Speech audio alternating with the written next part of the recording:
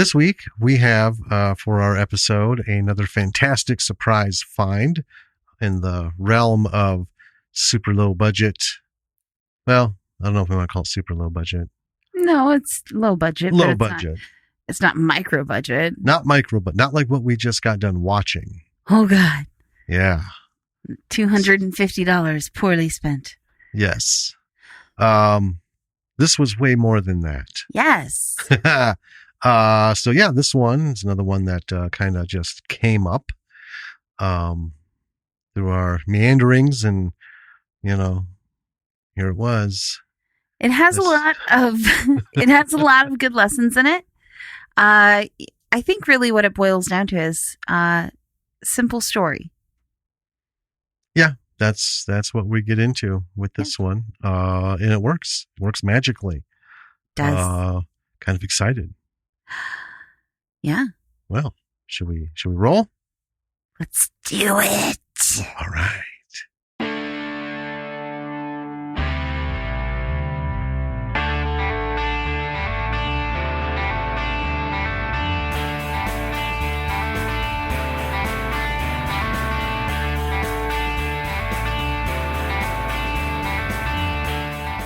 Hi there, B-Siders. Welcome to another episode of Bravo for the B-Side. I'm Danny. And I'm Jim. And this week, we're getting back into horror.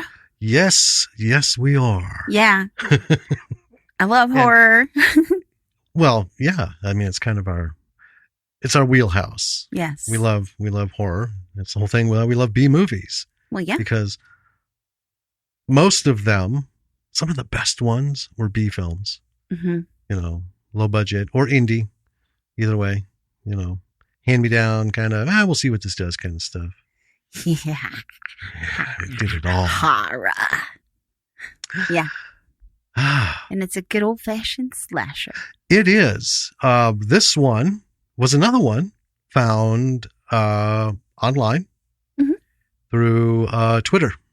Yeah. Thanks, Twitter. Well, we had someone follow, and I, when we get followers, I always like to see who it is, because there's some spam stuff out there, and someone who's following 63,000 people has 2 tweets and no followers, and you can kind of see from those 2 tweets it's just porn spam.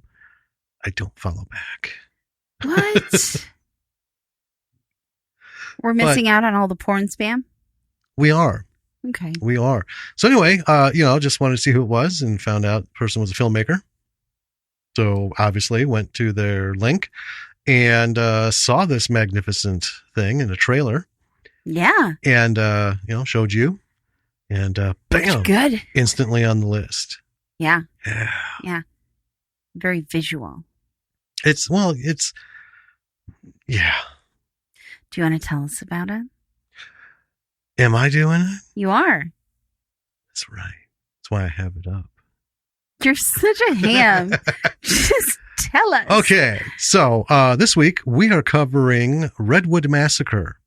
This bad boy was done in 2014, directed by David Ryan Keith, written by David Ryan Keith, starring Mark Wood, Lisa Cameron, Lisa Livingstone, Rebecca Wilkie, Adam Coutts, and Benjamin Selway. Unrated. It would be rated R, though. Most definitely. The budget was just under £30,000. The plot logline for this is: what begins as an exciting camping trip to the legendary Redwood murder site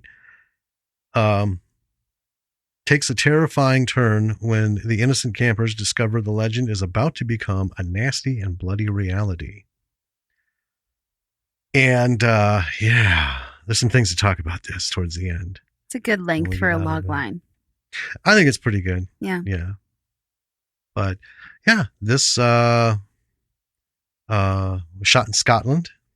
Yeah. Scottish film. Scottish. Did some back and forth with Mr. Keith. Got some, that's how I got the budget, and some more information. And really just it was another case where it was almost apologetic. Yeah. And Like, I hope you like, super low budget, because I'd sent him a note before this, saying, I saw the trailer and I we're hooked and we're going to put that on our episode. We're going to watch it and cover it. Yeah. And I got back, I hope you like really super low budget films. And, I haven't seen it since, in 2014. I haven't watched it in a long time. And I don't know, it's just, and we get that a lot.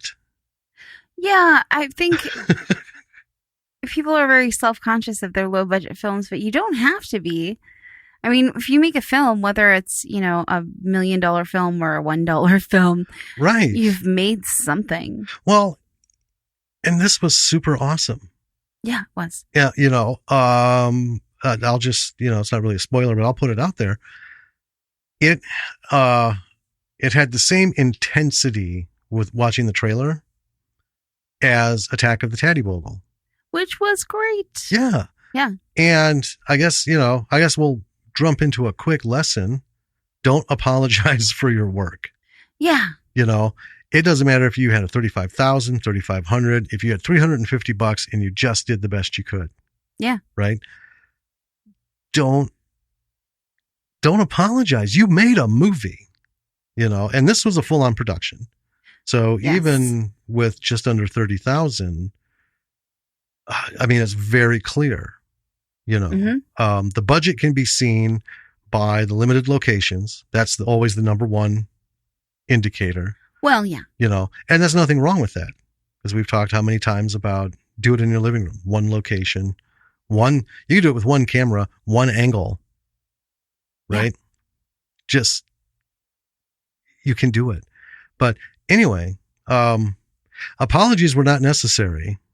No. Because when we dive into this, you'll see why. This was well, why don't we just get into this thing? Let's do it. You gonna bring us in? I am. All right. So we start out. There's a girl covered in blood in the woods. Very classic horror scene. Yes. Yeah. She's got a serious wound in her gut that's kind of like gushing blood. So already I've got blood. Someone's gonna die. Yeah. I'm excited. There's like the snap of a twig, and she's scared. And then up comes the killer with a fucking awesome mask. Yes. Oh my God. That was the one element of the trailer that stuck. I mean, not that any of it was bad, but when you have a killer, that first shot of them, when someone goes, sold, right? Then you designed him right. Yes. And then he just comes up to her and he stabs her with some, I think, scissors, maybe? It was a short. They were shears. Shears. But not like those giant, yeah, gardening ones. Anyway, and she's crawling away and he pulls an axe from another body. Use what's available, folks. And just starts hacking at her in her back with it. And the thing that really stuck out to me about this opening scene is that the whole thing was actually pretty quiet. Yeah. Actually, aside from the music, mm-hmm. She didn't scream. There weren't any loud noises. There was the like squishing. Yeah. Right. Someone's being killed. But it was almost sort of sedate as far as murder scenes go. It was, and I liked it because you're kind of watching it. You don't have the ramped up music. You don't have the overblown, scream queen, everything going. I mean, not that, there isn't some of that later, because it has a place. Well, it's a horror movie, but it's an awesome way to bring people in. Yeah. The quiet, heavily violent. Yeah. Approach. It was very focused. And so, the mask, when he came on the screen, right? And again, we saw it in the trailer, but when he popped on the screen, it reminded me of Taddybogle's mask. Attack of the Taddybogle. Simple. It's a like scarecrow type. Yeah, it's a burlap. Yeah. It's simple, but it's creepy as hell. Yeah. And fuck, it works. And I tell you what, that should be the trend. I mean, this is 2014. Teddy Bogle was 2014. And it's 2020. It should be the thing. There is something about like the perfect killer mask in a horror movie that it has to be perfect for the movie. It has to be great just in general. And it's really hard to perfectly nail it down. It is. Mike Myers, right? That was perfect. Yeah. Not 100% design choice, but perfect. It worked perfectly. And we talked about Jason. We'll talk more about masks. Yeah, later. Because just to let you know, folks, we are going to be talking about this mask. Yeah. In some detail. Yes. All right. So now we have a man in the woods, and he's checking out blood on the ground, presumably from the murder we just witnessed the night before, right? Or a couple nights before. Not long enough to dry. Yeah, right? Still sticky. Yeah, still sticky. And then while we're on him, we hear two women hiking on a trail, and then we see them through some of the trees. So he's just like off the trail, and they walk by, and then we cut to the parking area for the trail. And there's a man and a woman pulling gear out of their SUV, and the man says, "This will be a weekend we will never forget." And when he says, I'm like, "Yeah, well, I don't doubt it, because I've just seen probably." Yeah. Now, I want to talk for a second.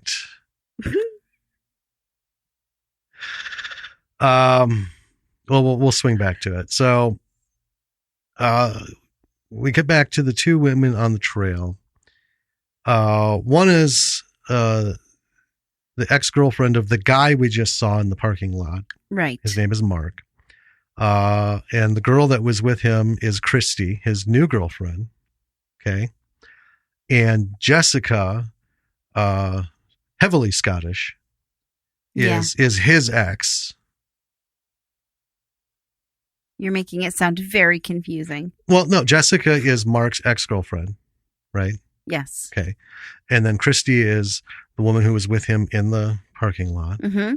And then the other one we didn't quite catch her name at the point.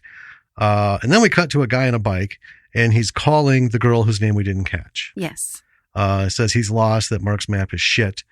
And we find out they're on their way to a party set in the woods.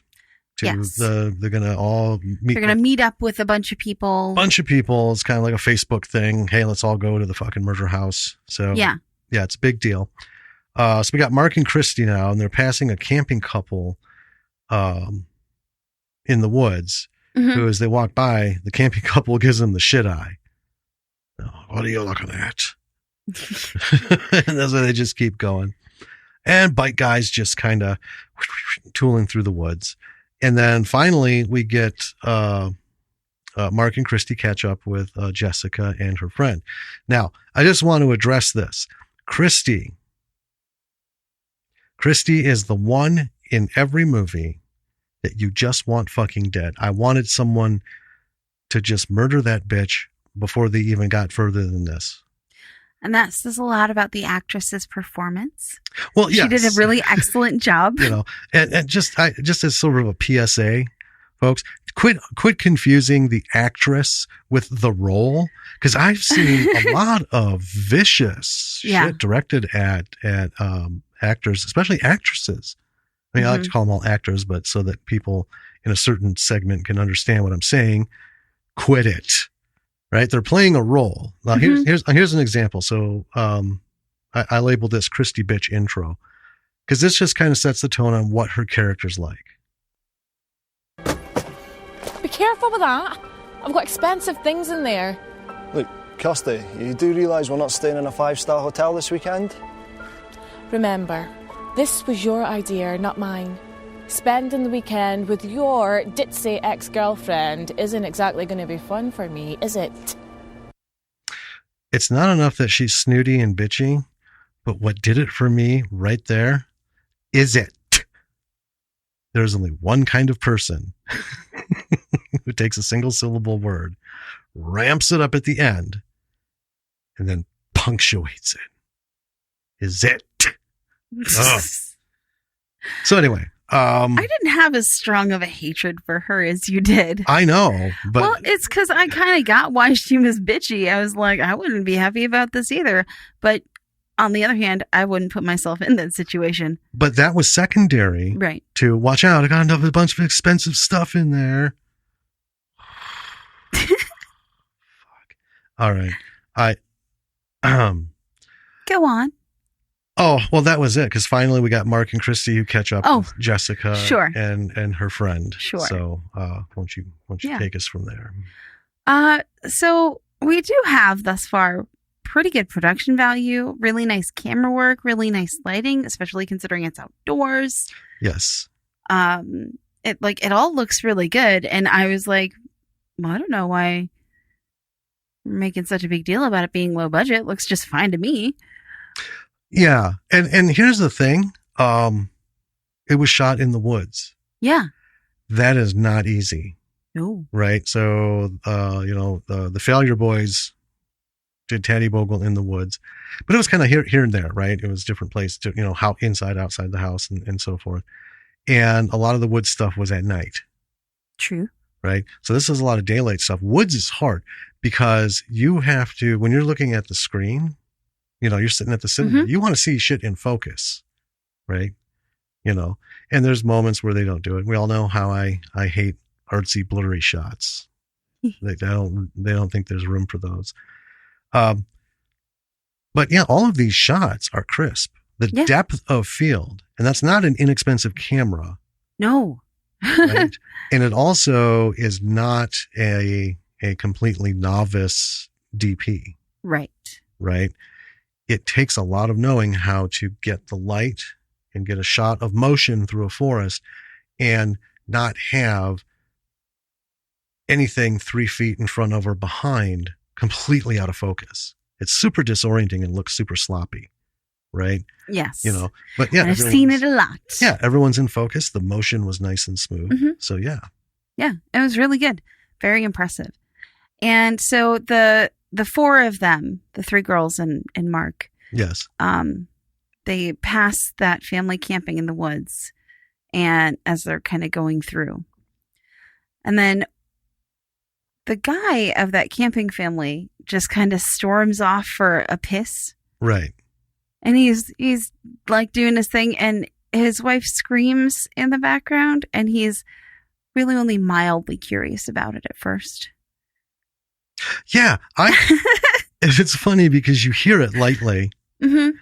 And my first thought was that nothing about that is natural. So one of two things. If it was you and I, you saw something creepy crawly and you weren't about it. You cut yourself on some sort of implement or burned yourself on the fire. I think we need to stop with this. No, these are the things, right? Or, if I wanted to stretch my imagination, 3, something else is very wrong. But all 3 of those, right? Anyone would assume in that order, well, something's, but it didn't register with him. And it wasn't like, no, it was a pretty clear scream. Yeah, it was in the background. And anyway. Yeah, and he's just like, whatever. And then there are more screams and they get louder. Mm-hmm. And he finally is like, what the heck? And turns around and goes back to the tent. And the campsite is curiously empty. Yes. And so he's kind of wandering around. He's yelling for her. And just as he finds her body, her guts, like having been pulled out and opened, they're just beautiful yeah. effects. Our awesome masked killer right behind him. Yep. Gets him. Brings him down. Yeah. And it's funny because it's interesting to note, even when he starts identifying that this third series of screams could actually be something important, he doesn't break stream He doesn't. He from beginning to end, he pisses straight through until he's done. And then it's time to go check. Right. And he doesn't like run back either. No, he just walks back. A little bit of that Scottish swagger. Oh, man. So once that happens, we're at the friend's campsite. Christy's still bitching about everything in the world. This time she's bitching about not having a cell signal. And again, I had to write this down. Clearly, she's the twat of the group. The one we want to see die, just to shut her the fuck up. And before this, though, I know that I verbally, at the parking lot, said to you, that's her. That's the bitch that I want dead.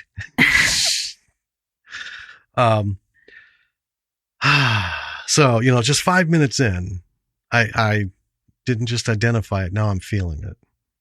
Yes. I'm feeling it. We need to kill Christy. Yeah. We need to kill Christy. That could be a movie. We need to kill Christy. And she's the symbol, the symbolic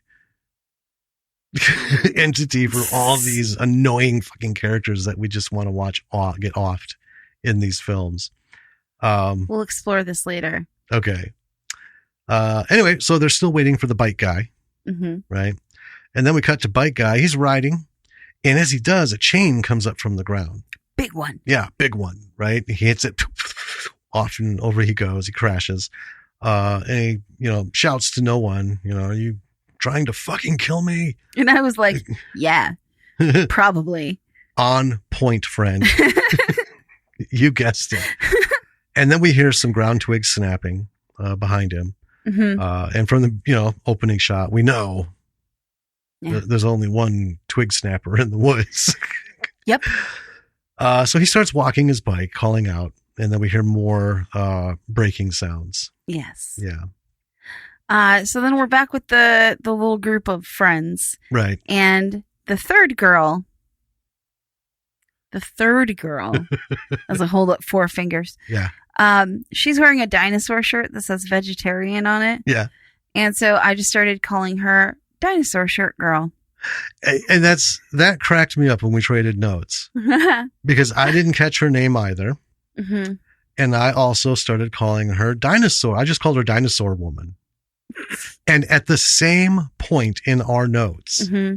separately, we both abbreviated it to Dino. Yes. So I've got Dino Woman and you've got Dino Shirt Girl. I love it. Oh, man. Anyway, so Dinosaur Shirt Girl is going to go and try and find a signal as she's worried about the bike guy who we learn is named Bruce. Yes. So, she should be worried about him because we flashed to Bruce and the killer's like literally right behind him. Yep. That was brilliant editing. Yeah. And yeah. So she tries calling his phone and she finally gets a signal and she can hear his cell phone ringing in the distance in the woods. Right. Yeah. So she does grab it. Yeah. She does find it. So then she goes back to the camp, says they should head back. Shows him Bruce's phone. So then they go looking for him. And this is where I made the note. The woman I don't know the name of is wearing a dinosaur shirt. So I will call her Dinosaur Woman. Yes. I love that tickles you so much. It does. So it's now night. They are talking about the house that they're going to. And it's a murder scene. And Christy is, of course, the one who's going to tell us the real story of what happened at the murder house, which was 20 years. To the day. That's important. Mm-hmm. It's important. So we get a flashback. So we got a guy cutting wood, typical farmer guy out there doing his thing. We hear a kid laughing in the background. And the guy's walking in the field. And he comes to a scarecrow wearing this gnarly fucking burlap mask. Very cool looking. Right? Very The familiar scarecrow head. looking. Yes. And then we get more laughing voices. Mm-hmm. And then we get some kind of like behind the, shit going on. Right. And so he's apparently being driven mad by the voices. He goes home, takes an axe to his wife. That was fantastic. Yes. Yes. There's so much blood. And then, according to Christy, he starts to eat his wife alive. So she's not fully dead yet. Right. I mean, he's hacked the shit out of her. Entrails are out and everything. But yeah, she's still enduring this. Mm-hmm. So we see him ripping out her guts and eating them. And then it's narrated that his daughter has witnessed the entire attack. Yes. Right. And so then she shows up. He sees her, walks over to a stump, sets her head on it, brings the axe up, and it comes down. We cut. Yes. We don't see it, but we know he splits her head. Then it goes on to explain. She goes on to explain that he chopped up his son. Uh-huh. And then the farmer supposedly killed himself. And Christy says they never found the boy's body when they discovered all this and stuff. Right. There was a grave, but it was empty for the son. So the whole thing is the boy rose from the grave, driven by an evil entity set to kill anyone who comes on to the land. I still want that bitch dead. Thank you for the information, but die. So as she's telling this story, the guy in the scarecrow mask, the killer, is watching them the whole time. Right. Yeah.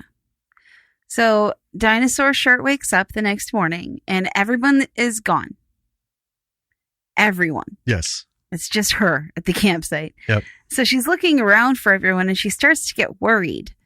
And then Christy comes up from getting water, and she's like, Dinosaur's like, where were you? And she's like, getting water. And Christy is just livid that the other two are missing because she doesn't know where they are. Right. Mark and Jessica. Because she thinks that they're all fucking. Right. Well, and Bruce. Well, Bruce never showed up, though. Oh, that's right. Yeah. Yeah. Well, he's still missing. Yes. So, but then we learn where they are really quickly. Yes, we do. Yeah. They're tied up in a barn somewhere with Bruce, who's covered in blood, and they're all kind of covered in blood. Yeah.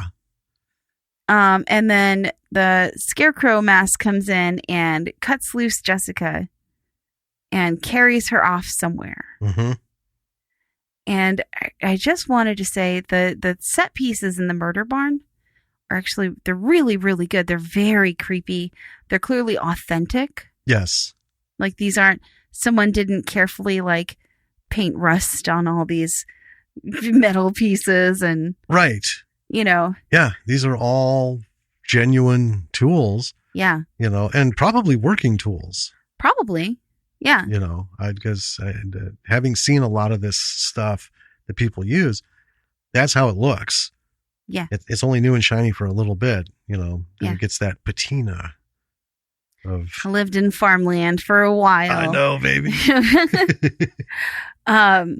So anyway, he's got Jessica tied up on a table and he spends a while figuring out what specifically he wants to use on her. He's got like a whole table of tools, Do you have a pencil in your hair? Yes. Okay.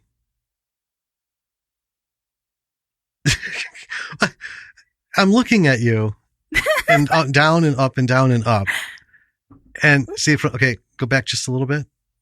No, tilt your head back. Just, okay. Well, that's an awful lot, but keep coming forward.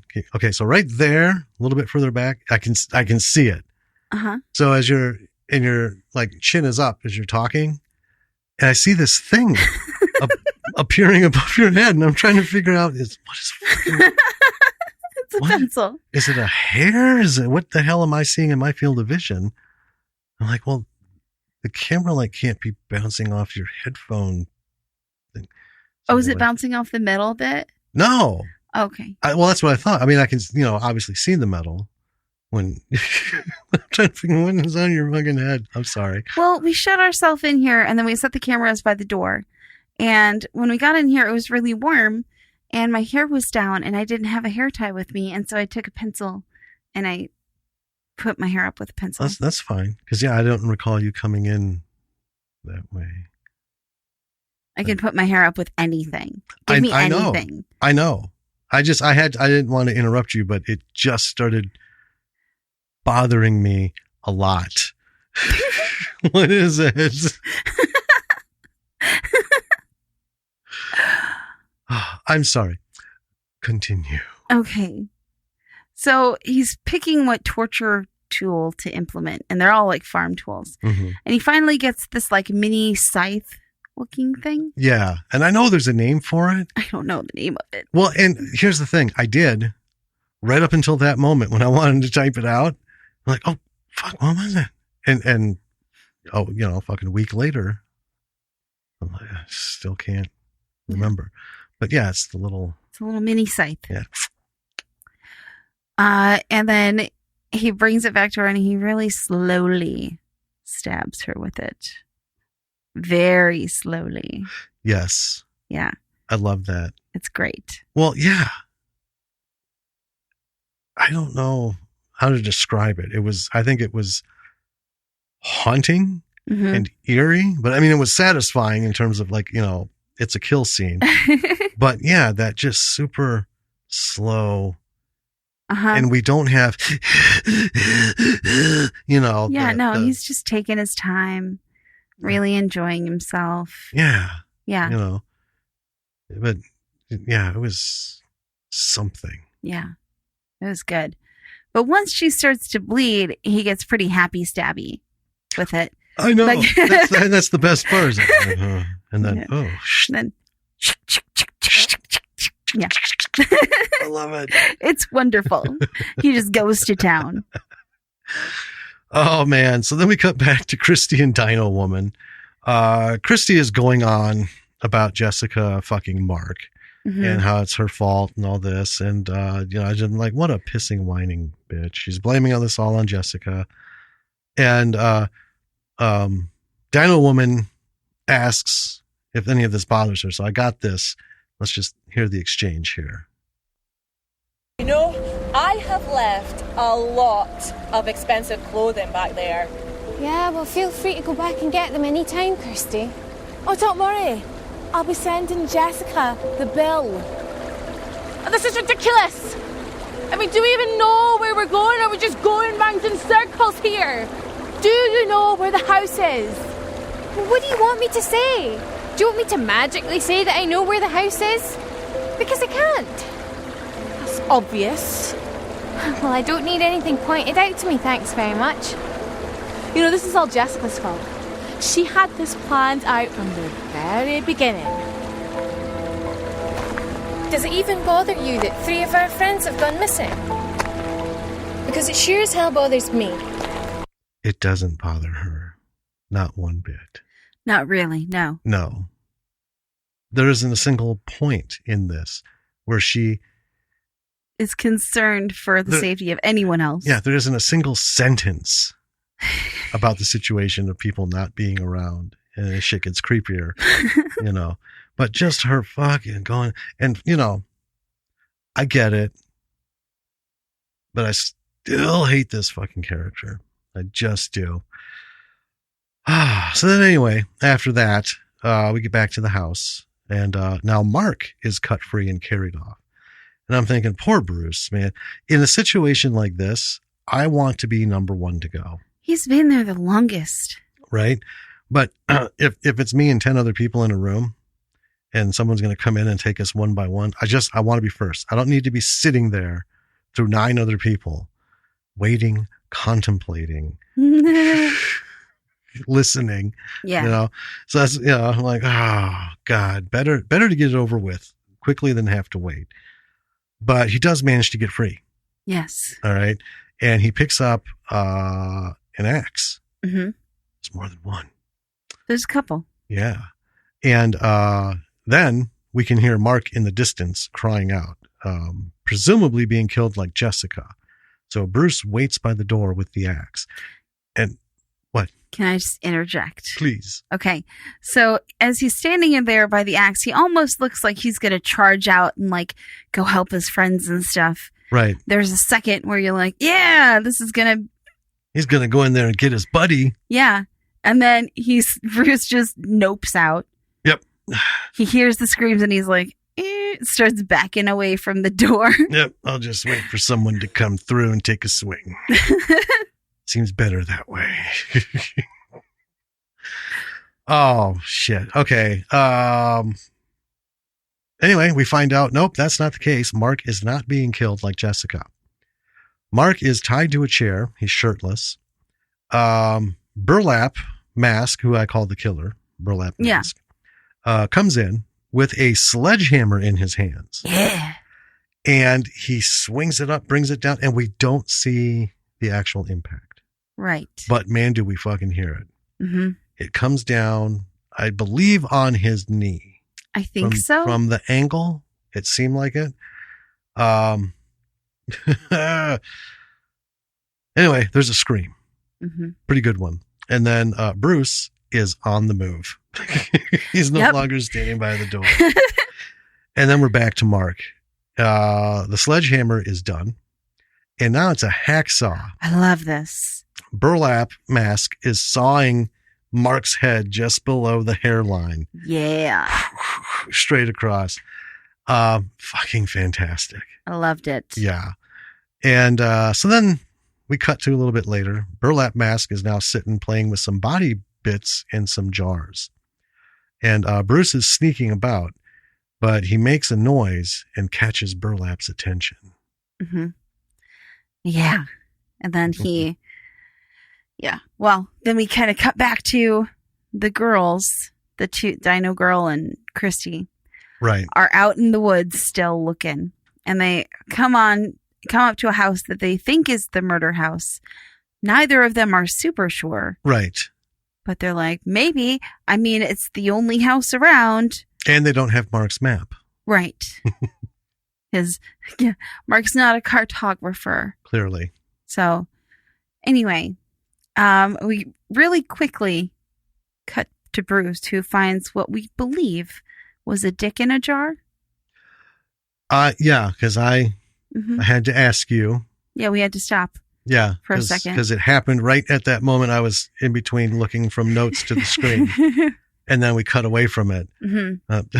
Was that a dick in the jar? Like, pretty sure. So we did. Yeah, we popped it back 10 seconds. And yeah. Pretty sure. Like 90%. I was going to say 90, 87, 90% certainty. Yeah, don't come out. Just go with 90. Okay, we'll just go with 90. Didn't pause it and take a hard look. No. We just went by it again.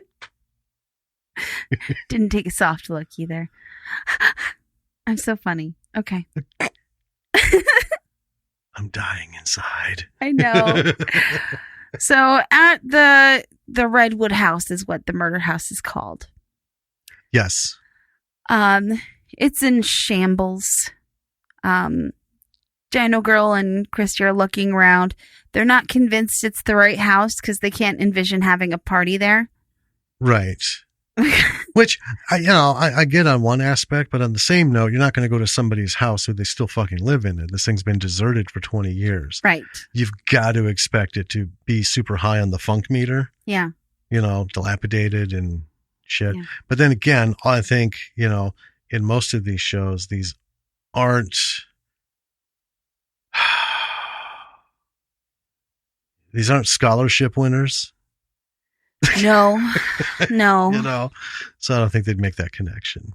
And there's no one else there. And so they're thinking if it were the house, surely someone would be here. Right, because there were supposed to be a bunch of people meeting at this house. Right. Right. So they do find a gruesomely mangled dead fox and get a little freaked out. Yes. Well, they smell it first. Yeah. Yeah. Yeah. It's pretty good. It's really quick, but it's very gory. Yes. We cut back to Bruce, who's working on his escape when he finds a big box in a hallway. Yeah. And as he's just about to check it out, he hears some noises coming from it. And we see Scarecrow kind of storming through the door, and we think, uh-oh. But Bruce is gone. Right. Yeah. But he left the axe. Yep, he dropped it on the ground. Yeah. And the killer takes it and then opens the box, and we hear a lot of squishy noises. Right. And we see Bruce on the other side of the wall. So he quickly ducked back there. Yeah.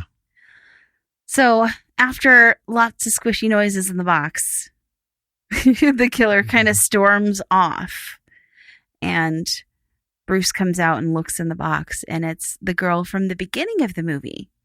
Yes, the one with the gut wound. Yeah. Yeah. Who I was pretty sure was dead, but I guess not.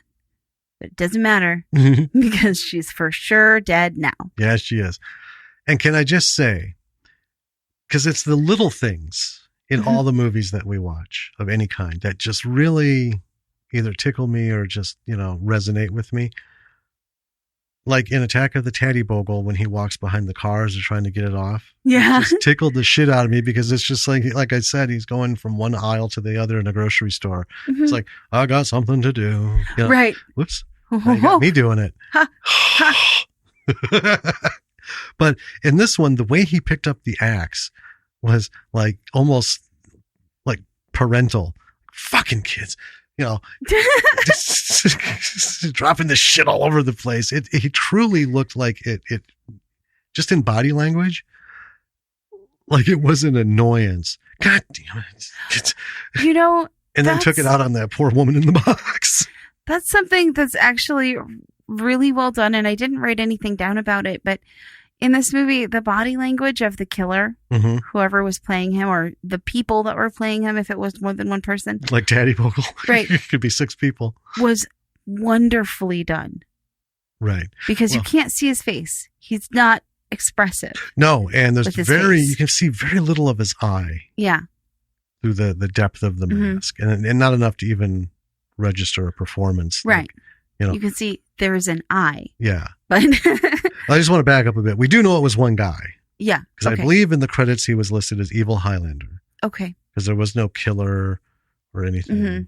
So anyway, I just wanted to make that clear. Oh, sure. But yeah, his body language was phenomenal. Yeah. But that one was just like... Because I did note it throughout the movie. That, later on, he seems to be really exasperated by some of the stuff going on. Like, it should be easier than this. Jesus Christ. This is fucking ridiculous. What's a guy got to do to murder some people? I know.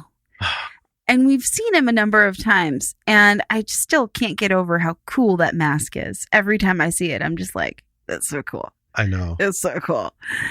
Like... But at this point, Bruce has been all through this barn. He's been like room to room to room to room to room to room.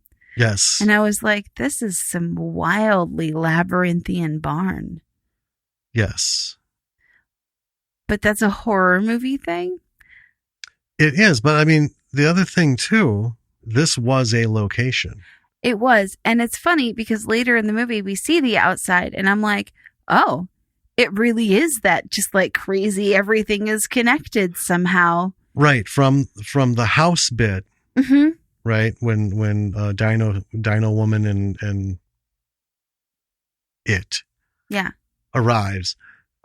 We don't see it as part of a complex, like a farm complex. And I do know, because I was thinking about it, we have seen this many, many, many times in other genres of film. These barns will have, because it's on a, there's not a lot of flat land to build sprawling complexes when they build it in the countryside. So it will be, you go in here and it's like a split level, and then it's down and they have the exposed cellar and stuff, but then they'll have, the stalls for the big cattle, they have stalls for the sheep, they have just all this stuff. So it did make sense. Well, and I think especially in areas where it does get cold, like Scotland, and even up here, I've seen where they connect barns together to conserve on heat. Right. And also because as a farmer, you don't want to go outside. It's a lot easier to go through connecting. Well, and you need to move your livestock around. Yeah. Whether it's cows, sheep, whatever. Sometimes you have to move them. I mean, they have them separated in the groups that they do for reasons. And sometimes you have to take one from the next. And, what's better than to just do a little tunnel, right? Mm-hmm. That's built between the barns rather than, throw those doors open and go through 6.5 feet of fucking snow. Yeah. In the winter. Yeah. Yeah, it makes sense. Yeah. But I was like, this is crazy complex. This barn system. Bruce has been all through here and he can't find a way out. What is going on? Poor guy. So Bruce and the killer have been playing hide and seek for a while, and Bruce is pretty good at it, honestly. He comes close to winning the record. Yeah. For longest evasion in a confined space in a horror film. Yeah. And he was doing a top-notch job. He was doing well. Which speaks to something, if I may. Yeah. Real quickly, this is not a Sixth Sense killer. No. Right? This is not one of those, like we talk about in Friday the 13th, how Jason evolved from a dead 11-year-old to a full-grown, hulking man with a melty face and a burlap mask that was nowhere near this cool. And then later a hockey mask. Yeah, and then his hockey mask, and then this undead thing who walks slower than our daughter. Don't forget Space Jason.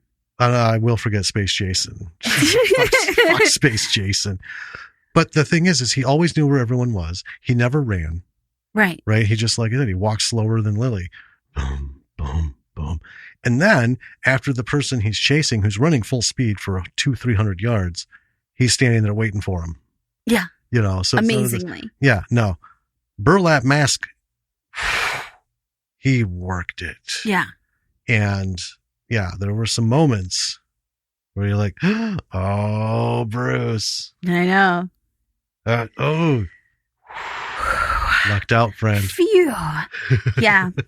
So he is pretty good at it until he runs into a literal dead end. Yeah. And gets cornered by the killer, who has apparently had fucking enough of Bruce's shenanigans. Yes. And he throws the axe aside. Yes. Doesn't even fucking need it. No. Just gets rid of it. And charges straight at Bruce unarmed. Yes. And begins barehanded punching the shit out of him. And it's graphic. It is. Yeah. And I got to tell you, this was one of the most frightening moments of the film. Yeah. Because we were talking about body language. Mm-hmm. Folks, when you see this scene, he just like you said, he's just, I've had enough. He throws that and he goes into a full sprint. Yes. Right. And this is a big fellow. He is. He's very large. He's like linebacker. Yeah. Big. This is NFL size scarecrow killer. Mm-hmm. And yeah, he just runs right at him. And the look on Bruce's face before as they cut to him, I fully got it. Mm-hmm. Because when I see things like this, I think of what would other people bitch about this scene? Because there's a lot of people who nitpick stuff. Right. Like stuff that irrelevant shit. But anyway, and the logical thought is, well, even though you've got nowhere to go, you could try and dive to the side. You're running from this fucking horrible thing. You've seen your friends get killed, right? Mm-hmm. Coming up across them, you're like, and this fucking guy's out. You saw a dick in a jar. You saw a dick in a jar. Yeah. That right there should seal it. You should see some messed up shit. Reality has left. But yeah, when this thing just starts charging at you, honestly, I would have probably been frozen. Like, what? Because I would be, bring that axe, motherfucker. I'm ready to go down swinging. All of a sudden, boom, like the goddamn flash, just boom, boom, boom, boom. And before you can adjust your thought process, right, you're in his hands and he's just like punching you like you're, 2 pounds of untenderized meat. Right? Oh, shit. Yeah. And then Bruce goes down. Yeah, he does. And at this point in the movie, I was going to write in my notes. I was like, well, Bruce is dead. And then I was like, but wait. One girl wasn't dead. I think I should just write Bruce goes down. We might see Bruce again later. Right. Not sure, but we'll see. But yeah, that was intense. It was. There's a lot of blood. It was one of my favorite scenes of the movie. I mean, he punches the shit out of him. Mm-hmm. You know. So anyway, back at the old homestead, Christy and Dino Woman are sitting inside the nasty place, and they're yakking. Christy is swearing off camping trips.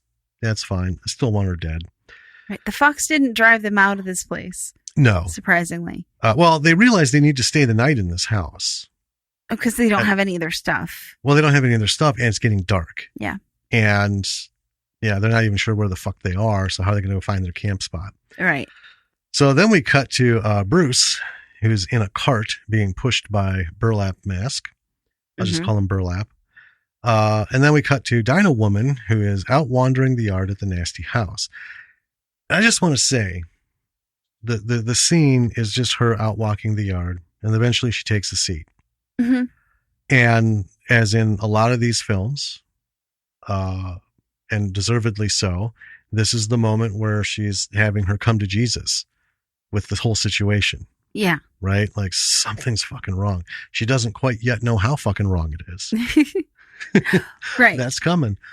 But, yeah, she sits, got her face in her hands, you know, that whole, you can feel it. You know, where are my fucking friends? What is going on? What's up with this creepy fucking place? You know, and probably in the midst of all this important stuff in the back of her mind is, why am I stuck with this rotten bitch? Probably. The cinematography here was fantastic. It came up in an interview with Kyle Hester about camera movement. Yes. And he's one, he doesn't like unnecessary movement of the camera. He feels it's up to the people in the scene to generate the movement.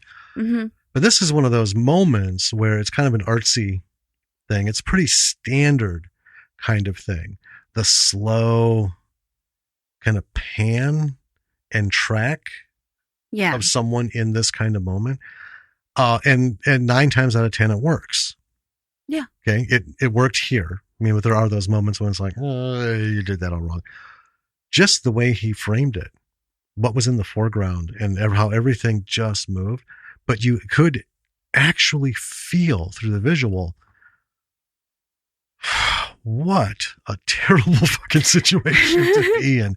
Yeah. And she hasn't even had to deal with this fucker yet. Right? She's just dealing with the mouthy bitch.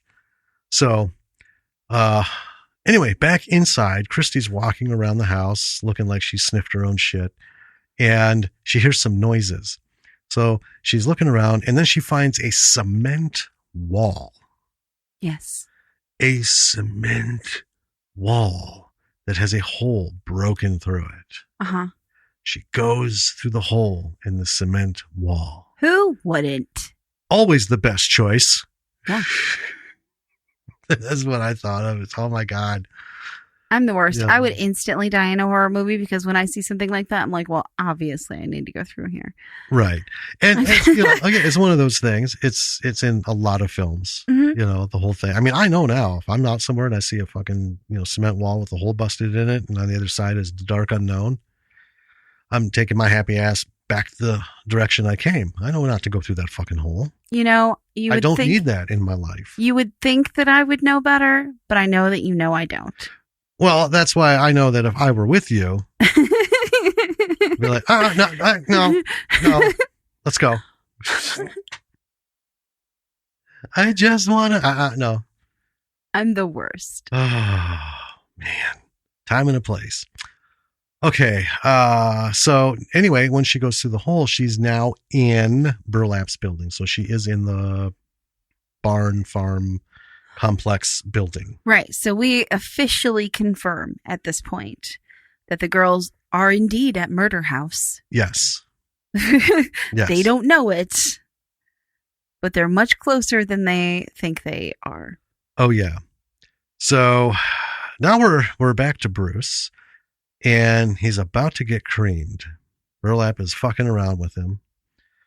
And then Christy starts to call out Mark's name. Mm-hmm. Burlap hears her. Yes. And it's funny because he's like, not making those sounds, but just very quietly, fucking with Bruce. The end is near, kind of thing. All of a sudden, he's like, his head perks up like a puppy, huh? Yeah. Oh man. So then we cut to Dino Woman, and she hears something outside. Yes. So she starts calling out, hello, hello, which, made me think, is this a case of two burlaps? Oh. Yeah. So we got Christy walking through the building. Dino Woman is walking outside. And then we're back inside. Christy is standing in front of a door. She's calling out. And this is the best part. It's one of those sliding wooden doors, on the one side track. It's the same room that Bruce and Mark and Jessica were in when we first saw them in this awful place. Yes. Yeah. So, anyway, she's calling out, no. And that fucking door just explodes. Wham! Yeah. So, and then he swings and misses, and then he's chasing her. And my first thought is she better not fucking get away. Because it's going to change my opinion of this film real quick. And the next thing you know, she's cornered. Burlap's coming. She hides behind some hay, and he's walking towards her. He can't see her. And from his body motion, you can see he's pissed. Like, God, where the fuck did she go? Right. And then he turns and leaves. And I started losing my shit. Like, God damn it, she is not the one who's going to live in this movie. She is not the survivor in this film. Fuck. Better not be. Better not be. You feel so strongly about this. I do. And it's credit to the writer and the actor who can make me fucking hate someone with such an intensity. And it was intense. I know. Even now, just talking about her. If I could cut her out of this whole description and still do the movie justice, I would have. But I can't. So, then we cut to the outside, which made it even more troubling for me because now Dino Woman's out there calling out her friends' names. Right. So then all of a sudden we're back inside and Christy comes out of hiding. And for a second and a half, I'm like, fuck, it's going to be her. It's going to be her. Dino Woman's out innocently calling her friends' names. This bitch is going to run outside and find Dino Woman dismembered and whatever. And there's some other guy and she's going to run. But God was good to me because Burlap jumps out of a hay pile. Like he's jumping out of a cake. Yes. He's delighted about it. Oh, absolutely. Yeah. Like, who's better at this game? Fucking has her by the throat. Pulls out. It wasn't really a machete. It looked like a scrap metal almost. Well, it had a handle, and I know what it is. It's a very angular blade, right? Mm-hmm. It's a little bit wider at the top, and it has a backward slant to it. Now, I'm not sure what that point was, or what that name was, but yep, pulls that out. Slices open her stomach and starts to pull out her guts. And I was shaking on the couch. I know. Inside, I was like, yes. Christy is gone, and the effects were wonderful. Yes. So we cut to Dino Girl. Yes. Who is in the building now. Yes. And she hears some noises, and she actually watches through a doorway the killer with Christy's body, and he's putting her somewhere. Yes. And Dino Girl narrowly avoids being discovered. Yes. And at this point, the killer just, like, as he's dealing with Christy's body, he just looks like he's just frankly exasperated by all these stray victims that he doesn't have under control, that are just wandering around his house. I know. It actually kind of reminded me of me when I'm trying to do a couple things and it's just past the point where it all starts going south, and I find myself thinking, well, this all just got away from me. Right. And we're back to we're like puppy herding. Right. Yeah. He's just like, Oh my God. And so on the other side of the doorway, Dino Girl is hiding. And we see the guy from the woods at the beginning who was examining the blood. Yes. Hold a shotgun to her face and tells her to like get moving. Yeah. And so they go elsewhere. It's still in the complex, but it's like a different room. And he's explaining to her that all these kids, these dumb kids don't understand, what is going on here. Mm-hmm. And he explains that his daughter was killed 10 years ago and he's been up here ever since looking for this thing. At a party. Right. Like this was supposed to be. Right. Right. Yeah. And he tells her, he's like, you need to get out and just never look back. And he's talking about the killer like he's a demon. Right. Like he's not a human person. Right. He's a thing. And he says, you people, you think this is a fucking game. You have no idea what this thing can do. Mm-hmm. Yeah. And I got a sound clip for that. Mm-hmm. But before we get to that, you absolutely get the sense, right, that this is the first time since his daughter's death 10 years ago that people have decided to get on here, because he's been trying to figure and sort this shit out. But apparently without shit like this going on, the burlap mask isn't just like, toting around the house. Right. Making tea, right? Just right. That you can just like pop up any day and be like, hey, I'm here to get you, know? So yeah, it only comes out at certain times. Yeah. So either it was like, this is the first time in 10 years since that right. since his daughter got killed, or he just isn't hitting it, like he shows up and, doesn't know there's a party and there isn't one and can't find the guy or something. They're like ships in the night. Yeah. So anyway, here he is giving his 2 cents on everything. You people, you think this is a fucking game. You have no idea what this thing can do. There is no end. This is just the beginning. Yeah. Spooky. Yeah. Yeah. But Dino Girl, who... God bless her. Bless her heart. She's not leaving without her friends, who he explains to her. He's like, your friends are all dead. She's like, I'm not leaving without them. Right. Yeah. We can talk about this later. Maybe I'm a terrible person, but I'd be like, okay, bye. Well, I mean, anyone outside of you and Lily, right? Yeah. And don't mean to offend any family, but got to draw some hard lines at some short distances. So other than my wife and daughter, any other human being on the planet, I am out the fucking door. I am on the tubes. I am heading out because cross country. Yep. Because that's a whole lot of no. Yeah. I mean, you got to be able to pick it. Mm-hmm. Sorry. In a scarecrow burlap mask wearing, murdering murder house in the Scotland countryside scenario, it ends at you and Lily. Well, yeah. And the other thing is, she did see one of them actually dead. Right. Right? Yeah. It's so... Well, but she didn't see the other ones dead.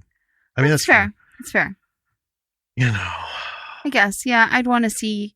I would want to make sure that I wasn't leaving like you and Lily alive. Right. Oh, yeah, that's why I'd rather go down trying to find out. That, yeah. But, yeah, no. All right. So, back to it. So she's not leaving without her friends, but then, burlap is on the scent.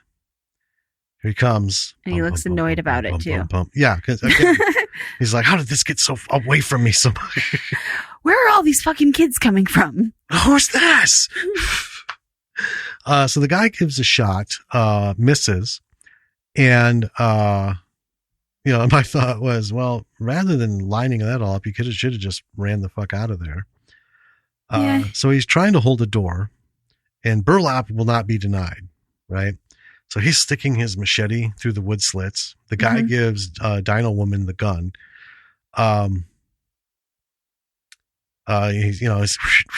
He's missing the guy. He's not killing him through the slats, wood slats of the door. And the guy says she only has 1 round left in the gun. Make it count. And this is kind of I get that it's the countryside, and I get that like overseas, not everyone has an arsenal of guns, in the UK and shall we say sensible countries. Right. Not right. everyone needs fucking automatic weapons and assault weapons on their farm. But it is a beautiful standard farmer's standard gear double barrel shotgun. Oh yeah. But I do have a thought. If you're off to find your daughter's killer, I would think, no matter how sensible you are about guns in your country, you might go looking for something a little more, it doesn't have to be sexier, but it should have more than 2 shots. You know what I mean? Well, like a pump action shotgun would have been so much better. Yeah. Well, because we're seeing the failings of it. This is why. And this isn't the first, scenario where the double barrel shotgun has come up short. Okay. Well, let's say that's the only gun he has, right? He only has the double barrel. Right. Why not bring more ammo? Well, that is a good question. And I can see in the certain situation that he was in, ammo or not would be irrelevant, because I don't see an opportunity once this starts to kick off, right? Where you're going to be able to, because it's a slow fucking process. Editing in films makes it seem, a lot quicker than it is, because you have to, open the breech. It is. And you have to pull them out, right? And one of the best movies to do this was actually The Bourne Identity. Towards the end, when he's confronting one of the Treadstone agents, right? All he's got is this guy's, double barrel shotgun because he's out in the country. And he, shoots and he shoots, and then he's walking and he, he's got it in his arm, in the crook, and, very professional. He pulls the shells out, puts one in, and does this all real time walking. And you can see how fucking slow the process is, right? Yes. So when you have this linebacker in a scarecrow mask running at you full speed, that's not an option. You're going to think, I brought more ammo. Should have brought the gun that holds 10 shells, not 2. Because this is it. Yeah. Anyway, so he steps away from the door, and here comes burlap, right? The guy seems to be resigned to his end, does a mean speech at burlap. Yes. Just kind of a fuck you, but in a lot more syllables. Yes. It was really good. Really Many good. syllables. It was a really good speech. And Burlap lets him give the speech too. He does. He just stands there. Well, also, yeah, in spite of him like running at Bruce because he was just clearly tired of this fucker. Who led him on a goose chase throughout the complex. Yeah, fucking make me go this way, that way, leaving shit on the floor. Fucking done with you. Ultimately, he's not in a hurry. Right. Right. So yeah, he's letting him get it. But the thing I liked about this, this speech, it wasn't sappy.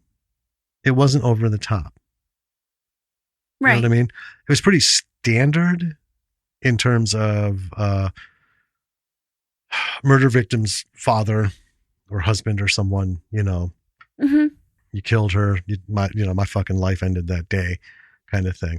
But it was very, I guess I want to say very Scottish, very UK, very straightforward. Didn't have a lot of embellishment because it didn't need it. Right. And I like that. I like that. So yeah, he, as he ramps up the speech, he's urging Burlap to kill him. And it doesn't really take long for Burlap to comply. Right. Because he does. Yeah. So this guy seems to have sacrificed himself for Dino Girl, which is interesting. Mm-hmm. And the one thing that I kind of noticed at that point is that none of these people really have fought, like truly fought against No, the killer. because when we see Mark and Bruce and Jessica, because they're covered in blood, Mark was the clearest one. You could see the scalp wound Yeah. where he'd been hit. Jessica's was more buried in the hair. And I think Bruce's was just from the angle he was shot. Right. You couldn't see it much. But yeah, you could see that, yeah, they didn't really, they had the shit knocked out of them, yeah. you know, Yeah. and ended up where they were ending up. Well, and then we have the moment where Bruce is thinking about charging through the door with the axe, and then he thinks better of it. Yeah, this isn't my thing. Right. And then even the moment where he gets cornered, he doesn't even like raise his hands or anything. He just almost like lets it it's not like he could do anything to stop it, but he almost kind of just lets it happen. Well, kind of, but I like I said, though, when we were talking about it, I think he was just like, you know, clenching his ass, trying to figure out what exactly in the fuck is going on.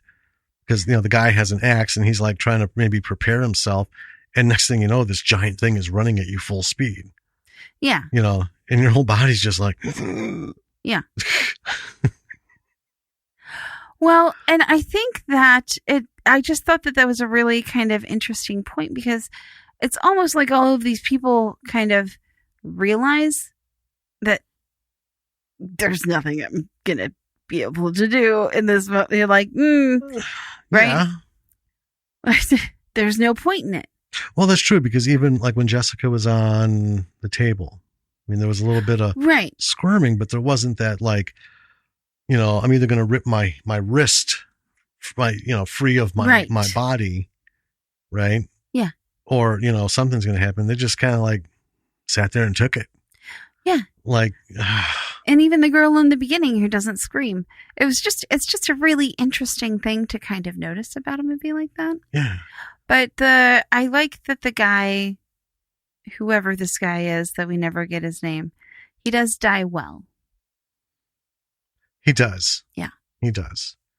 So now we're just down to Dino Woman with her single bullet shotgun. Burlap is storming through the halls. She finds a bunch of bodies hung by the wrists. And then as we see in there, we see Bruce, the pissing camper, a bunch of people we don't know. Yeah. And of course, oh shit, one of them is alive. Mm-hmm. It's a woman. And then another one's alive. And of course, because Dino Woman is there moving and wakes them up, right? They're starting to make noises. Yeah. Like they haven't caught on to the program at Right. this point, right? So, And Dino Girl's even like, shh. yeah. So they're starting to freak out, and whoops, guess who has come to see about the sound? Yeah. So Dino Girl's going to try and make her stand with the shotgun. Yep. That the guy gave her.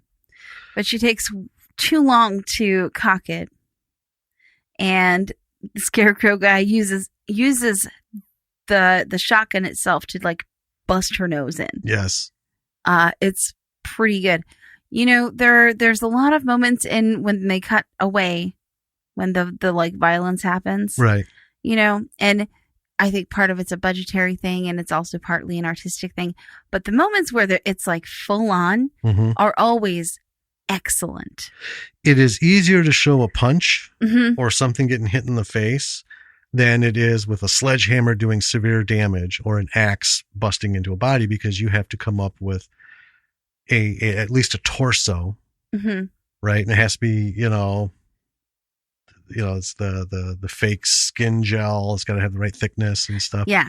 And that is money. Yeah. And if you do spend that kind of money, you've pretty much got one shot. Yes. You know, so I think I can see, and there were, not to sidestep too much, but there were a lot of critical reviews by the general public, you know, on IMDb and stuff. where, you don't see any of the, the impacts and stuff. And okay, you know why? Because he couldn't fucking afford to beat up with a fucking hatchet a bunch of prosthetics. Right. And I guess anyone who gets pissy about that and starts ripping on people for it, it's a low budget film. All I can say is, you know what? Feel fucking free to hand over your credit card to a filmmaker and let them spend, because that shit can get expensive. When we talked to Hilton about Zombie with a Shotgun, the difference in his effects budget. Yeah. The single most expensive effect in that movie was Aaron's zombie makeup. Yeah. That we see at the very beginning. And we don't see again till the very, very end. Mm-hmm. And that was the last scene. That was the last segment of the film that he shot, because he didn't know if he would ever get that because he couldn't afford it. And right. the guy relented, gave him a giant fucking discount. But it was still, I can't remember how many thousands. Very expensive. Tens of thousands. The shit's not cheap. Yeah.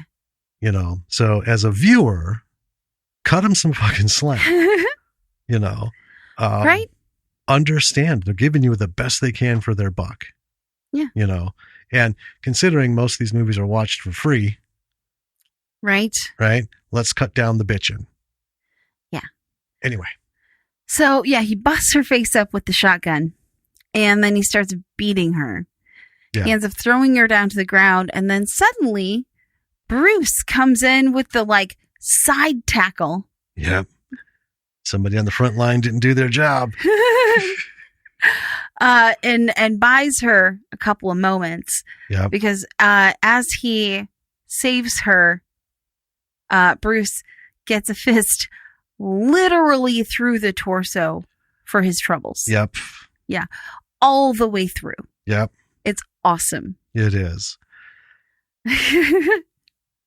But Bruce's sacrifice gives her time to crawl toward the gun. Yes.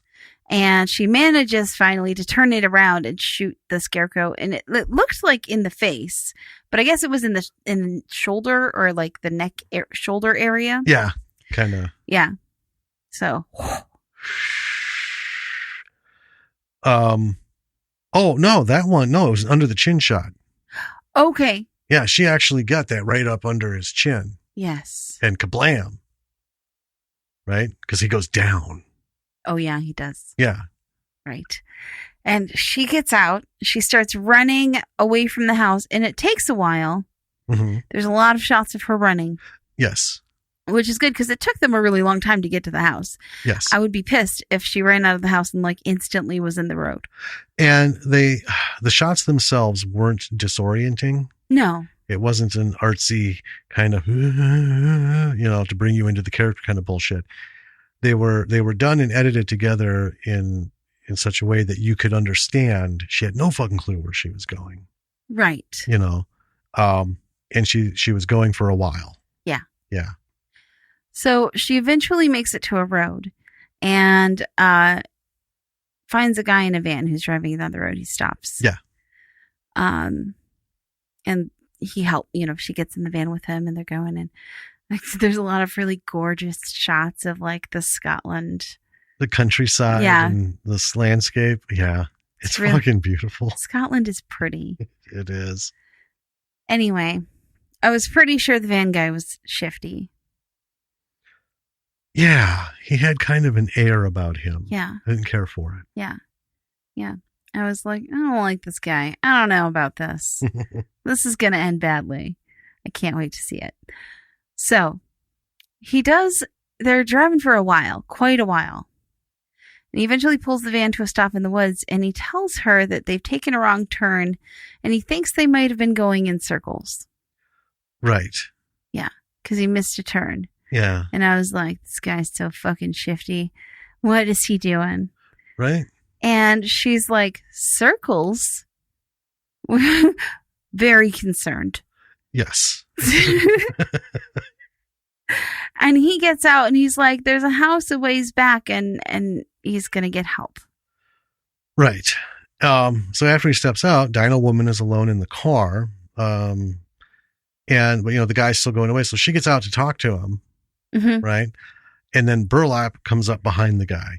He's not down. No. And then that guy's gone. So Dino Woman jumps in the car. I feel at this point like I judged the van guy too harshly. Yeah, me too. Well, you know. So anyway, she jumps in the car, but on the passenger side. Now, well, that's a classic mistake, right? So she locks the doors, and then all of a sudden, the guy appears with his throat gashed and spurting blood, slams up against the window and does that sinks down, out of sight. Burlap drags him away. So she gets out of the car and runs into the woods. And then Burlap decides, well, this is the better thing. So he starts chasing her. And I love this. He throws the blade at her. Misses. Pulls it out of the tree as he's running. Throws it a second time. Misses. Into a tree. Pulls it out. So Dino Woman comes out in a car junkyard. Yeah. Right? And I know that those are, a lot of those exist in rural areas. Yes. Right? So she's, Burlap is like hobbling up behind her, as fast as he can. And she spots a car hanging off of a crane. Right? You can see she's got an idea. So Burlap continues chasing her. He gets to where the crane is, and she pops out behind him and hits his ass with a metal bar. Yeah, like a big piece of rebar. Yeah, bang. So he slashes her leg. She runs to the crane and climbs in. She fires it up and drops the car on him. Smush. Squish. Yep. And I love, there's like a full, 45 seconds of, her and then climbing down. And then as she steps out, face covered in blood, clothes fucked up, her dinosaur still is highly visible. Yes. And then we hear, fucking farmers. And that's it. The credits roll. Yeah. And this was really, really well done. Yes. Yeah. I did at the very beginning. And it took me a little while to figure out why I was feeling this way. I was like, this felt kind of slow in places. Like, I liked it overall, but it just felt kind of slow in places. And that's because the last 6 movies that we watched, while we're watching them and taking notes, I've had to be furiously typing the whole time. Well, that's true. A lot of stuff going on. And I didn't have to be furiously typing the whole time on this because it wasn't paced that way.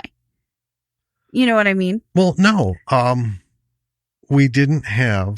But I feel like the pacing was appropriate. It was just me reacting to having to furiously take notes. Well, here's the thing. So,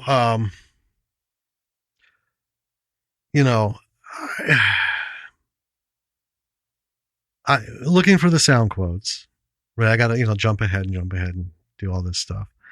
But I realized doing that, and I told you, 36 minutes into the film, we are already at Redwood House. Yeah. The murder house. Everybody's in there. And the last 2 ladies are there. 36 minutes. Yeah. Right? That's not a long time. No. And so I understood what you were saying, but yeah, because there wasn't a lot of elaborate setup. This is the kind of thing that I, one of the points we made to talk about was the art of simple story. Once again, here it is. I'll let you finish your thoughts here. We'll come back to that. Well, my notes here are just kind of like overall. I think if you want a good gore fest, this is gonna hit those buttons. There was a lot of gore, a lot of blood. It was very satisfying. And I love practical effects. Yes. And there were a lot of really good practical effects in here. Yes. That, if I did them, I would be super proud of them. They're really good. Yeah. And that mask is easily the best killer mask I've seen. Ever. Absolutely. Ever. Well, speaking of that mask, let's talk about that first. Before we get into Real quick. the things.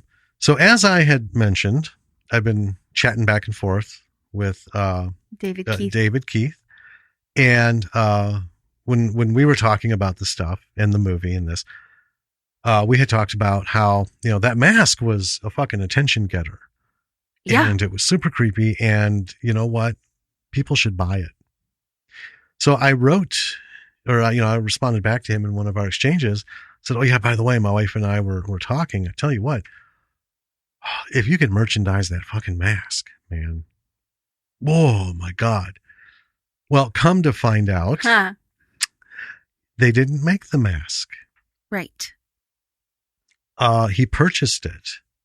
How this got past us this long, I have no idea. So he sent me the information. This is, you can buy this mask and a bunch of others. Well, not this exact one. No, well, not the exact one. The one for this movie was a modified version. You can buy the base model of this. Right. The guy who makes these makes X number of masks, but for extra money, he will customize them for you, which is probably for filmmakers. On his website, he has a couple films listed where his masks have been featured, one of which, Redwood Massacre. So it's Grim Stitch Factory. Yes. Is the gentleman who makes these masks by hand. Yeah. It's a huge deal. It's grimstitchfactory.com, www.grimstitchfactory.com. And I got to tell you, folks, go to this website and check him out. Check him out because one, these masks are fucking awesome. Two, he does excellent work. And just hit the about, link and read about him. I didn't catch his last name from the website, but his name is Cameron. And I just, whoa, he stumbled upon doing this through some kind of like a journey of doing this thing, led to that thing, led to this thing, and found out, ooh, I love this shit. And there's no bullshit. There's no latex. There's no pressing. He does it all by hand. He uses wire reinforcements and real burlap. And real burlap, all kinds. Yeah. You go there. Oh, and I'm not going to lie. They're a little pricey. If you just wanted to have it and you've got that much money to burn, go for it. And they're handmade to order. Right. Yeah. There's not a warehouse full of this stuff, as you can imagine. Once you see them, you'll understand. Yeah. And you get the process involved. But I did actually give some thought to buying one of these. I'm still thinking about it. And, well, I told you I was going to take a filter. Yes. And sew it into the front instead of wearing my other mask grocery shopping. And wear this out grocery shopping. Hey, it's got N95 filtering. Once I sew that in there. The only thing really stopping me is I'm absolutely positive I'll get fucking shot. Yeah, you'll get shot or arrested. If I stroll through the grocery store in a terror mask. But the fun it would be. Fun. Up till it goes south. Up to the point where I'm stomping around going, how did this get away from me so badly?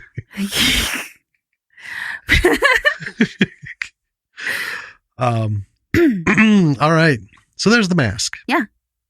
Grimstitchfactory.com. Go check them out. If you can swing it, buy a mask. If you're thinking of making a little horror movie, check out these masks and center it around one of these masks. I'm telling you. Yeah. If you want to go wild on your Halloween costume. That's another one. Absolutely. Yeah. All right. Back to the movie. So we talked about simple story. Yes. This is simple. We have it, and interestingly enough, a lot of it I compared to Attack of the Tatty Bogle, which was a lovely, super simple story. Here's the situation. Go. And if you need more than that, then, I don't know what to tell you. Switch genres. Yeah. Find a different level of horror film.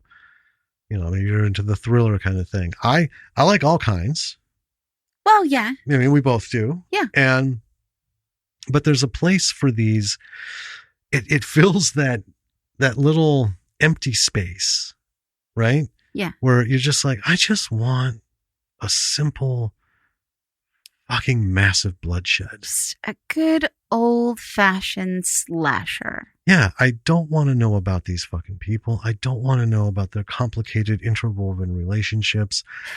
I don't want to hear about their pontifications of life and this and that. And here's more importantly, I don't want the director or the writer or the actors to try and get me to be super sympathetic and emotionally involved with this fucking person or people for 45 minutes to an hour before the shit begins so that their mediocre death will resonate with me.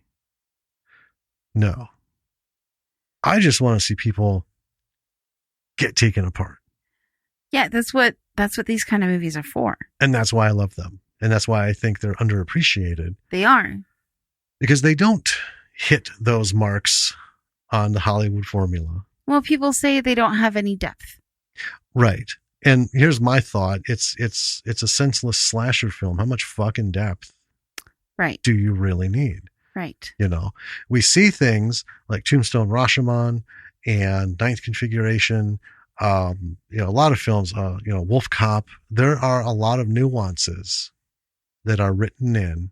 And depth. And depth yeah. And everything, because that builds the story, yes. Right? Like with Wolf Cop, it's not just about, Lou turning into a wolf and being vulgar, right. And slinging dick here and there. Slinging dick. Yeah. Gonna say that so often from now on. But it has a story. I mean, it's the people that we care about. And the Wolf Cop becomes part of that story. Mm-hmm. He's not the story. That's what makes it work. Right. Becomes part of. All these films are the story, and then whatever this thing happens becomes part of it. Well, in this, these simple ones, without the nuances, without all that, this is the story. Bunch of kids are about to get fucked up. Yes. Irreparably. Yeah.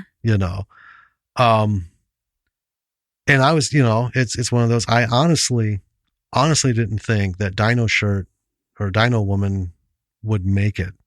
I thought this was going to be one of those where all of them go, and Burlap is just like, I actually, in my head, before we got to the end with the crane and stuff, I actually saw him, killing her. And then the last thing we were going to see of him would be him shutting the door to that room, like, shh, and then credits and stuff. Okay. Right. Like, yeah, next time I'll do better. These fucking kids. These fucking parties, man. Why are there so many of them? Which we didn't mention, and I'm sure everyone caught it, but all those people that were hanging by their wrists, those are the fucking party goers. Right. Who showed up at the house and, everything. And then, yeah, ended up with we could have killer. Mentioned that a little bit earlier on, like as she was going through the crowd. But yeah. Okay. Yeah. Well, I did at the beginning of the movie with Dino Girl. I kind of pegged her. I was like, if anyone's going to live through this, that's probably going to be that one. Well, that's what I thought. But then the more I saw how they were treating Christy, the more I actually started to be concerned, like I said, that this bitch is going to live. This is the fucking survivor. Well, because it's been done. Where they have the just wretched fucking character, man or woman. You just fucking hate them, right? And then they make like a turn, like right towards the end. And then you're like pulling for them. You're supposed to pull for them. They've renounced their shitty ways, or, they're not as douchey, or they're the last bet in the game. So, but thankfully she got disemboweled, which was sweet. Yeah. Yeah. Woo. So simple story. Yes. works for this. Mhm. But it wasn't entirely simple because we did get the history. We did. We got a backstory of the on Redwood Killer. on the killer. Then we got a backstory on the guy. Yes. Right. So he filled in. Killer hunter. Yeah. He filled in. This has been going on. Right. For at least 10 years. Yeah. Which was 10 years after the murders at the house that made it famous. And it was so quick. It was quick. And it was, it didn't take over the movie. No. And I thought it was an instance where I was thinking, right? As soon as that scene ended, because I always think of shit. I was thinking, could we have cut that out? And was that necessary? And a few minutes later into the movie, I think it absolutely needed to be there. I think it would be missed. I think it would have been to the detriment of the film if we didn't have that backstory. Right. Because otherwise we would just assume that he was out there like squatching. Are you saying squatchers are maniacal murderers? No.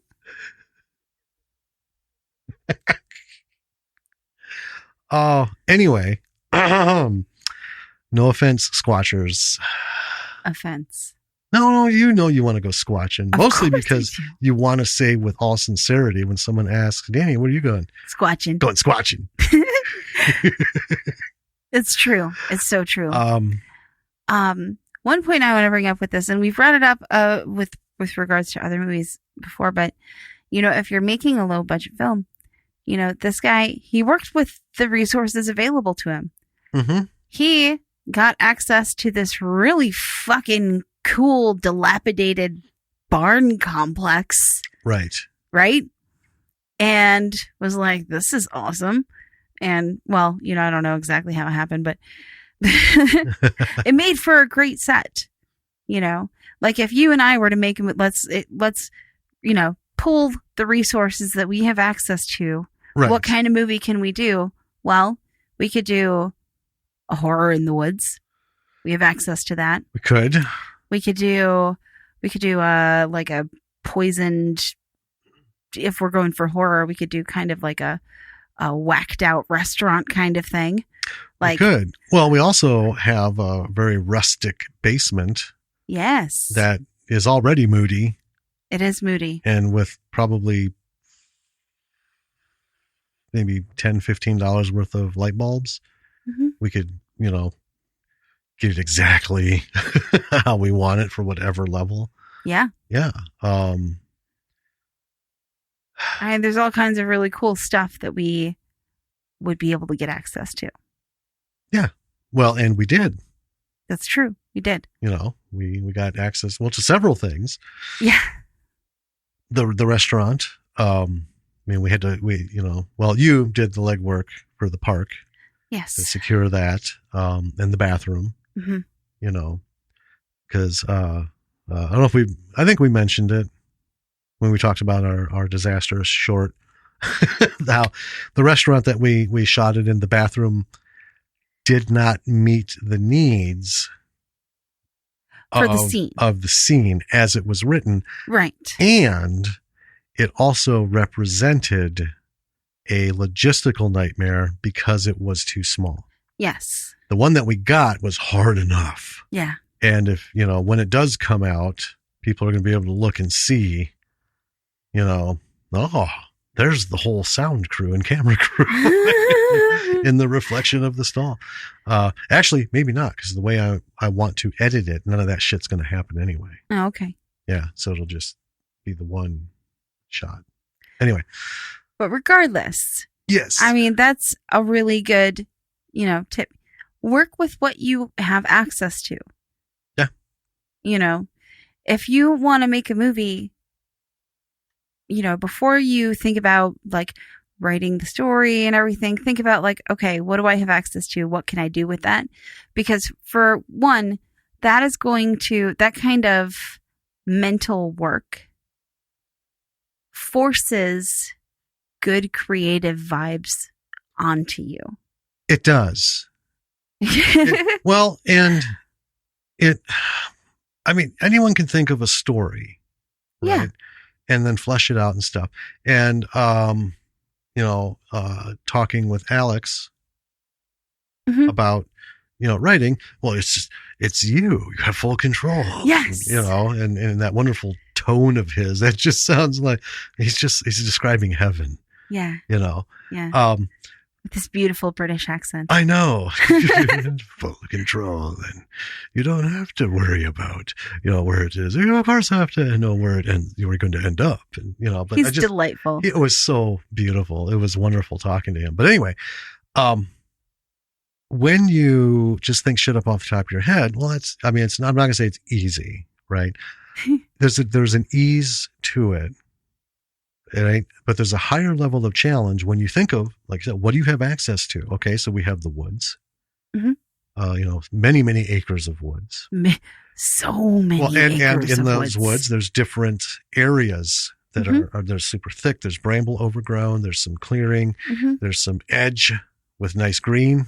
Yeah. Right? And then there's just, like down by the garden, wide open. And all that stuff. A couple of buildings. Yeah, and then some buildings for the, shots, whatever. So yeah, okay. And so you think, okay, this is what I have to work with. Now, I'm making X movie. That was my idea. Now, how am I going to write this around those locations? Right? I think that is an awesome challenge. It is. For a creative. And if you're a writer-director, right, you're going to do this with a little more oomph. Yeah. Right? Because, as writers, we see it as writers. Right. We're not directors. We may be forced to be, but right now we are not. But we do visually see things. Well, of course. I mean, when we think of a script, we think of it in terms of a shooting script that a director would write. Right. But we can't do that because we're trying to sell it to somebody who will already have a director in mind. Who will want to rewrite. Who will do that. Yeah. Yeah. But we are very visual in how we put things together, and we approach the script as if we're watching it on the screen. Yeah. So yeah, what do we got with that, bit of woods with the burn barrel and just a shot of the more worn down shed, right? Well, yeah. What am I going to work that in?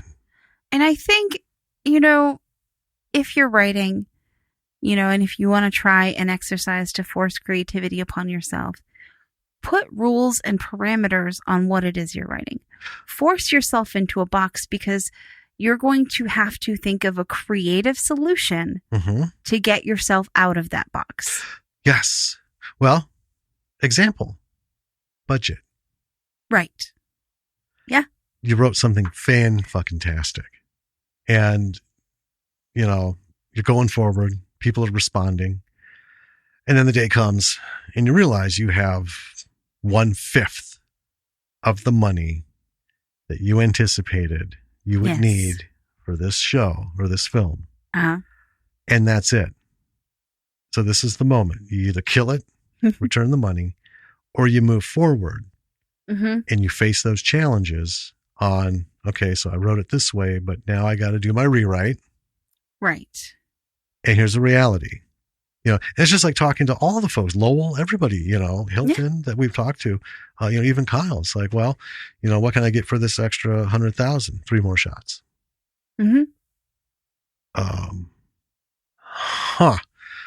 Okay. So you've got 1/5 of the money. How can you still make it work? Yeah. Yeah. And this works for shorts. Yes. Right. It works for doing the mockumentary, documentary stuff we talked about. Yep. Or web series, anything. Adapt. That's the thing. If you're starting out and you realize you have access to stuff, but it's limited, make your project around that. Right. Right. It's going to make life so much easier for you, and it will hone your skills.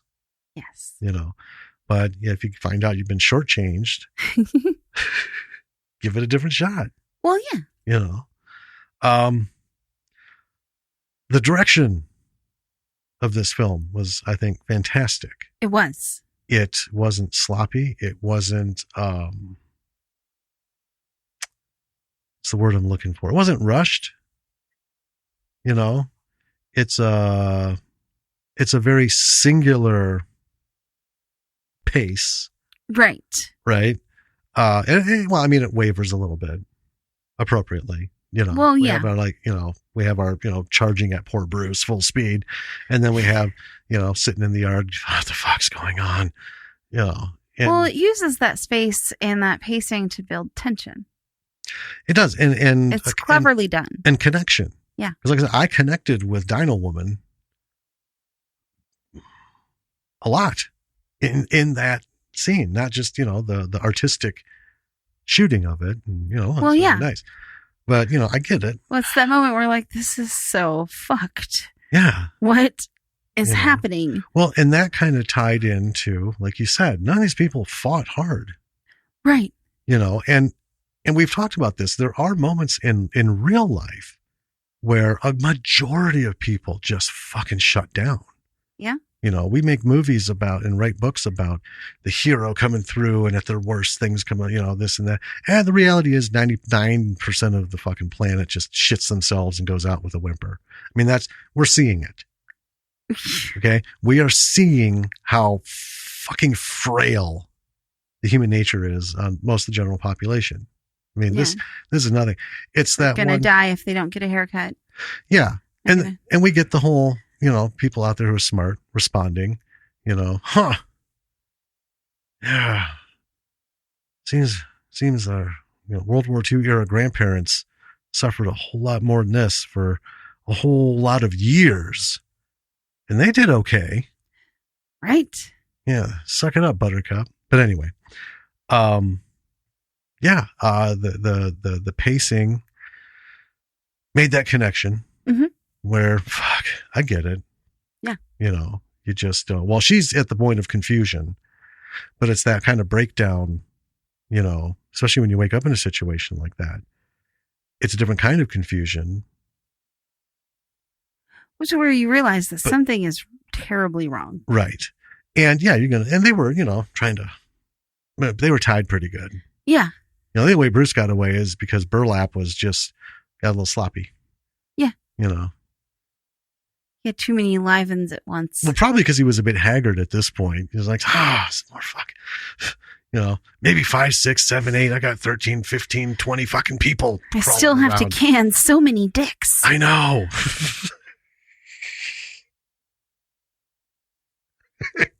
I'm sorry. Oh, Jesus Christ. Okay. I'm knocking you off balance. That jar was just something else. So the acting was, I would say, average. I mean, they weren't like deep performances. No, they were. And by average means, to me, it's good. Yeah. It's appropriate. Each character was separate, right? They had their own things. Mm-hmm. And it all worked out. It did. They were good. I think they were at an appropriate level for a slasher movie, right? They were good, but they also didn't need to be super complex or deep characters. Right. Yeah. Cinematography was good. Yes. And the writing was good. Simple story. Mm-hmm. It had some extras. Yes.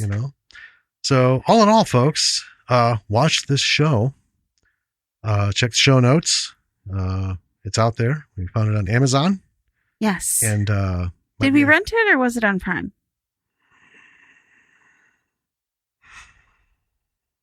I think it was on Prime.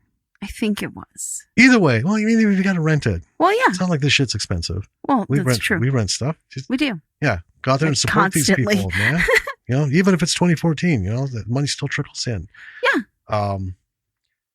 And, while you're out there looking to rent and watch, point that browser to www.lordsofmisrule.productions.com. Forgot where you were going with that, didn't you? Maybe. Check out our website. We have links to where you can find our podcast on like all the platforms that we are on. Yep. If you don't see one that the one that you listen to, let us know and we'll see what we can do about putting it up there. Yep. All the episodes are on the website as well, on the Yes. podcast page. That's true. You can also find links to our social media platforms, Twitter, Instagram, Facebook. Yep. You can also find a link to our Patreon page. Yep. Where if you like the podcast and you want to support us, you can go to our Patreon page and you can become a patron. Patrons get access to episodes early. Yep. And other stuff. You're just... Who puts who off balance?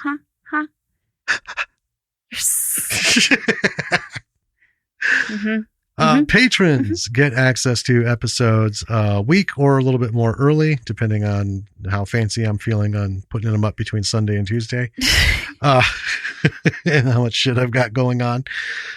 So yeah, you get those early. We got some videos, content, and stuff that patrons will have access to. Once we reach our goals, I mean, right now patrons get to help pick movies. Yeah. That will go on our watch list and for episodes. You get input into what we watch and cover on the show. Yep. As we reach our goals, we'll do some live interactions with patrons. Don't know what that is yet, but the thing is, when we hit those goals, the patrons get to help decide how it's going to go. Yeah. Right. So it might seem like, well, you're not offering much, but you know, we're leaving it up. Do we want to watch us do a live broadcast of a recording? We chose this really specific niche audience. Yeah. Right. And we want to know, what is it that you would like? Yeah. I mean, we can do hangouts where we can just talk shit about movies, where we can see if we can get someone like Kyle, right, to hop on and answer questions from people who are starting out acting or have been at it for a while. And like, you know, I need to up my game and you know, I'm kind of stagnant or whatever, or just give me some advice. We are in the process of, we have a nice conversation going on with the actor who plays Doc Holliday in Tombstone Rashomon. Mm-hmm. Right? Yeah.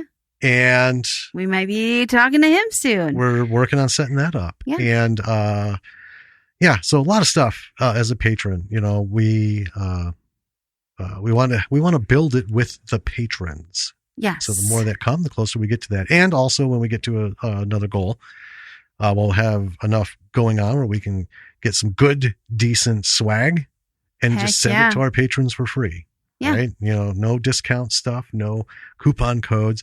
You get to help decide what kind of shit should we put our logo on.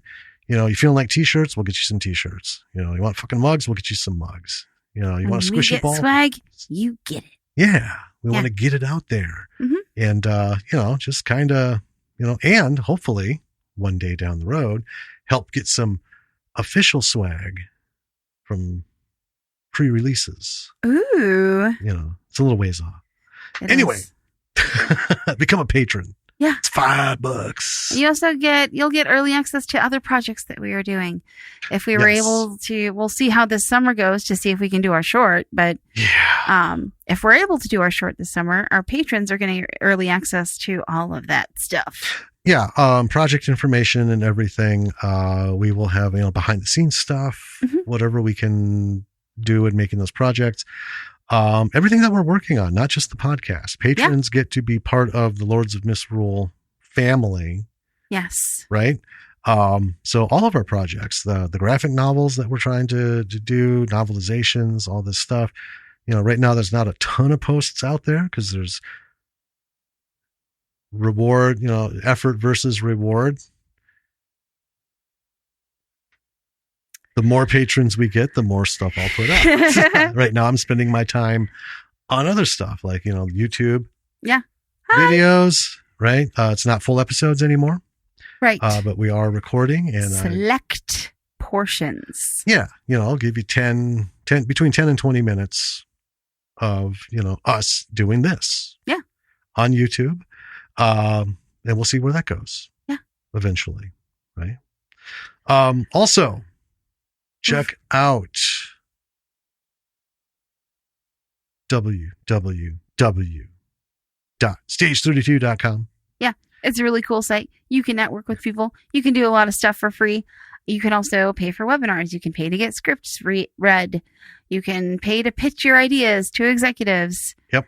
But most of the really cool stuff is free. Yeah. Well, and that stuff's really cool because that can also help you make connections. That's true. We have some really nice connections. And by connections, I don't mean somebody who's going to bankroll your shit. No. Right. Connections as in network. People in your tribe. Yeah. Yeah. And people who are, let's face it, way more successful than we are. I know. And most people are. Yeah. But hey, they made connections to get where they are. So make the connections and hopefully you can get to where you want to be. Yeah. Right. Also, please leave us a review. Rate and review the show on whatever platform it is you listen to. Yep. If you listen to us on the website, just go on to a platform and leave us a review. Well, especially if you listen through Apple Podcasts. Yeah. That's like the singularly most important because it helps us get it out there. So rate and review. We've got some ratings. Please review, even if it's just love it. Right. Right. Because the metrics run on both. Yeah. It's whatever this fucking magic is. You can reach out to us on social media. We respond to everybody and everything. You can reach out to us through email. We got email links on our website. Yeah. I think that about covers it. I think that covers it. Wow. So, see Redwood Massacre. Yeah. Watch it. And we're going to see if we can't get a chat with David. Yeah, we'll see how we can work out this kind of time difference thing because he's in Scotland. Yeah. We might have to do a real late night one or a real early morning one. Yeah. But we'll see if we can get it figured out. Yeah. Hey, whatever we got to do. If we can get it. Well, if he wants to talk to us, we're going to figure out a way to talk to him. Yeah, absolutely. So. All right. Until next week, thank you for listening. I'm Danny. I'm Jim. Have a good day or night or whatever time it is you're listening to us. Stay safe. Watch some movies. Show your appreciation. Try and support indie film. And we'll talk to you soon, B-Siders. Bye. Bye.